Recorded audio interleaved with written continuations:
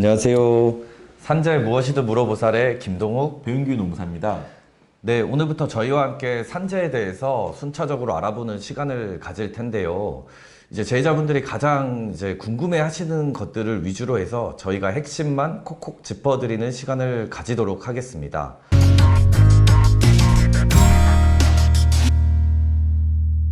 요새 그 TV 보면은 이제 산재 관련해 갖고 많이 그 뉴스 보도가 많이 되고, 그리고 또 이제 문의 주시는 분들도 되게 많더라고요.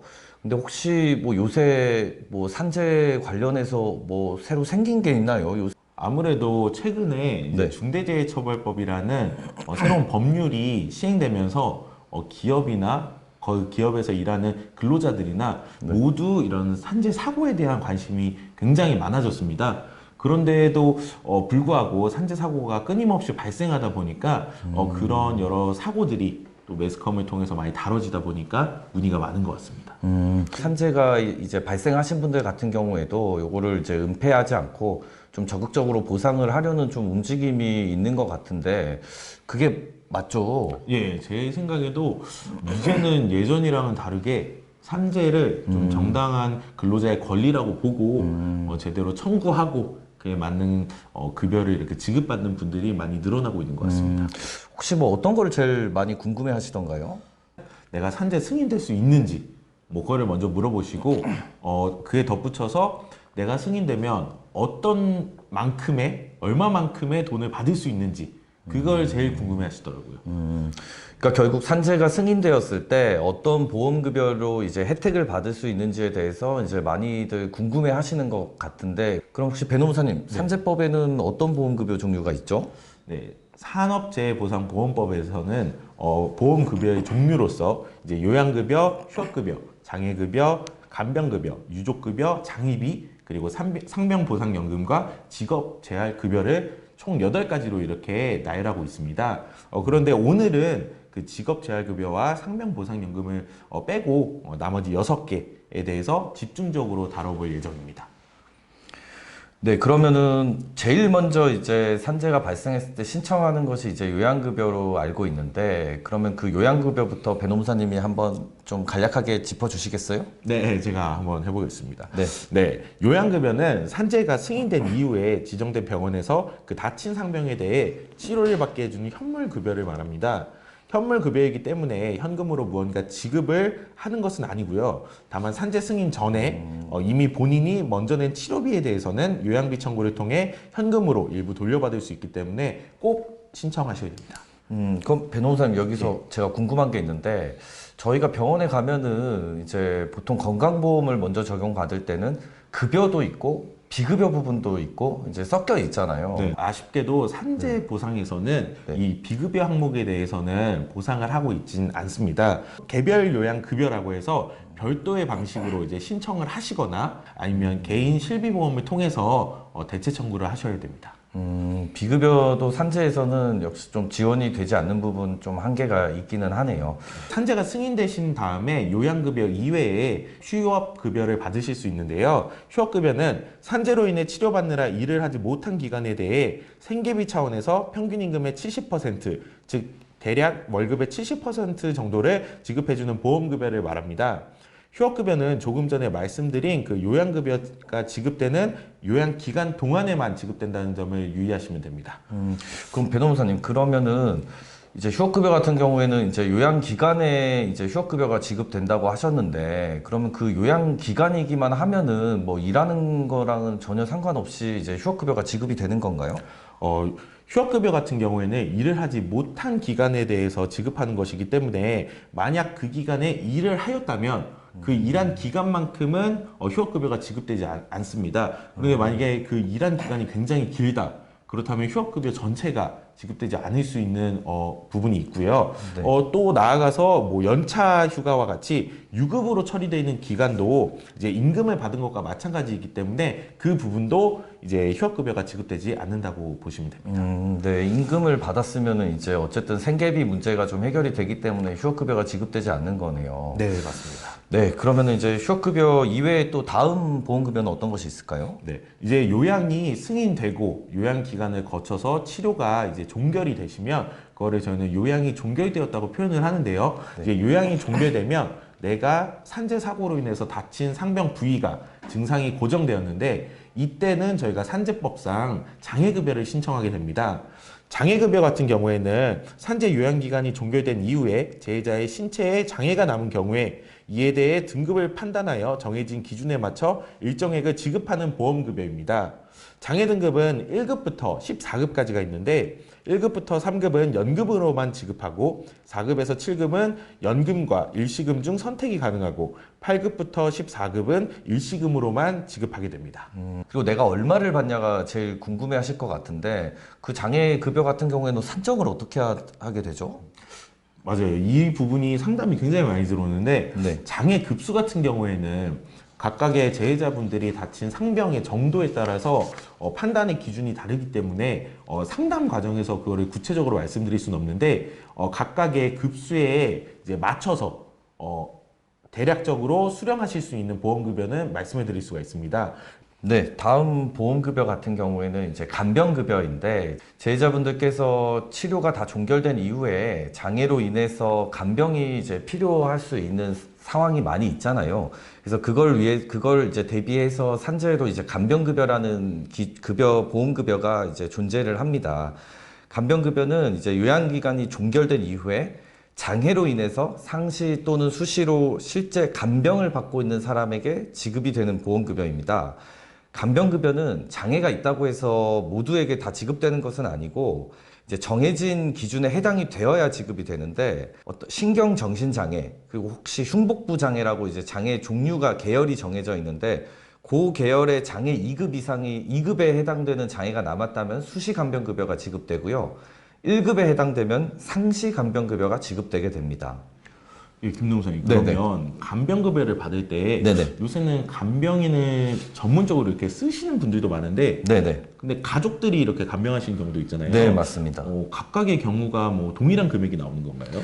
이제 간병을 누가 하느냐에 따라서 사실 약간 전문성이 좀 다를 수 있잖아요. 이제 그것 때문에 이제 그 간병급여에 대해서도 누가 간병하는지에 따라서 그 금액 산정을 좀 다르게 해놨습니다. 그 간병급여 금액 자체는 고용노동부 장관이 고시를 하는데 전문 간병인과 이제 가족 또는 기타 간병인으로 구분을 해서 누가 간병을 하는지에 따라 금액을 약간 다르게 산정을 해놨습니다. 그리고 이제 수시 간병급여 같은 경우에는 그 금액 자체가 상시 간병급여 금액의 3분의 2에 해당하는 금액으로 정해지게 됐습니다. 그리고 지금 현재 이제 상시 간병급여와 수시 간병급여가 얼마인지는 지금 표 나가시는 것을 이제 참조해 주시면 될 것 같습니다. 실제 간병 받은 날에 대해서만 지급이 되고 실제 내가 간병인을 사용해서 지출한 금액이 더 적을 수가 있잖아요. 근데 그런 경우에는 그 고시한 간병급여 금액을 주는 게 아니라 내가 실제 지출한 더 적은 금액을 주기 때문에 이 점도 좀 유의해 주셨으면 좋겠습니다. 네. 그럼 이어서 그 혹시 재해자가 산재로 인해서 네네. 사망을 하게 될 경우에 받을 수 있는 보험급여가 있을까요? 이제 산재로 인해서 안타깝지만 이제 돌아가실 수가 있지 않습니까? 근데 그런 경우에는 이제 그 유족급여라는 게 산재에서는 보험급여가 있습니다. 유족급여는 산재로 인해 사망한 경우에 그 유족에게 지급되는 급여입니다. 유족급여는 기본적으로 유족보상연금과 유족보상 일시금으로 나눠져 있는데 연금을 받을 수 있는 자격이 있는 유족이 있다면 원칙적으로는 연금으로만 지급이 됩니다. 그리고 반대로 연금을 받을 수 있는 유족이 없으면 유족 일시금으로 지급이 되게 됩니다. 근데 다만 연금을 받는 경우에도 이제 50%는 연금, 그러니까 50%는 일시금 이런 식으로 해서 이제 이거를 뭐 반액 일시금 또는 반액 연금이라 그러는데 이렇게 선택은 할 수 있다는 점 알고 계시면 될 것 같습니다. 제가 들어봤을 때 이제 연금과 일시금이라고 이제 말씀해 주셨는데 네네. 저는 이렇게만 들어봐도 연금이 훨씬 더 많이 받고 유리할 것 같은데 네네네. 그러면 그 연금을 받을 수 있는 기준이 따로 있는 건가요? 연금을 받기 위해서는 생계를 같이 하는 이제 유족에 해당이 되어야 이제 연금을 받을 수 있는데 여기서 이제 생계를 같이 한다는 말이 이제 좀 법에 이제 해석을 좀 해봐야 되는데, 이제 생계를 같이 한다는 말은 일단 기본적으로 이제 주민등록 같은 거를 이제 같이 하고, 그 재해자분의 이제 소득으로 인해서 일정 부분 또는 상당 부분의 이제 생계를 같이 꾸려가는 그런 공동체를 말하는 겁니다. 그리고 연금을 받기 위해서는 생계를 같이 해야 되고, 그리고 이제 유족인 경우에도 이제 연금을 받을 수 있는 기준이 따로 정해져 있습니다. 근데 요거는 이제 나이 제한 같은 게 정해져 있는데, 저희가 간략적으로만 말씀드리면은 기본적으로 배우자가 있다면은 그 배우자는 생계를 같이 하는 유족에 해당이 되어 유족연금을 받을 수 있다고 생각을 하시면 됩니다.